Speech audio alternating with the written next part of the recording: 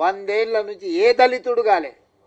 మొదటిసారి దళితుని, అది మాదిగలకు సంబంధించిన కుమార్ని ఇలా ఉస్మానియా యూనివర్సిటీ వైస్ ఛాన్సలర్ చేసిన. ఉస్మానియా యూనివర్సిటీ ఆర్ట్స్ కాలేజ్ ప్రిన్సిపల్గా ప్రొఫెసర్ కాసిమ్ని ఈరోజు మన ప్రభుత్వం నియమించింది.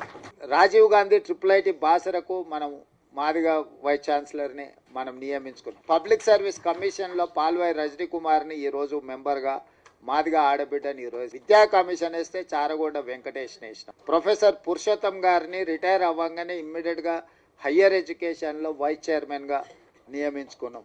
అదే గతంలో మీకు చిన్న అవకాశం రావడానికి చాలా కష్టం ఉండే. ఇవాళ state election commissioner, Osmania university, Rajiv Gandhi IIIT, higher education, విద్యా కమిషన్, పబ్లిక్ సర్వీస్ కమిషన్, ఎక్కడైనా నాకు ఏ అవకాశం వచ్చినా ఎవరు ఏమని అనుకొని వీళ్ళకి ఈసారి చేయాల్సిందే అని చెప్పి అవసరమైతే మా వాళ్ళని పక్కన పెట్టి కూడా మీ వాళ్ళకి చేసిన.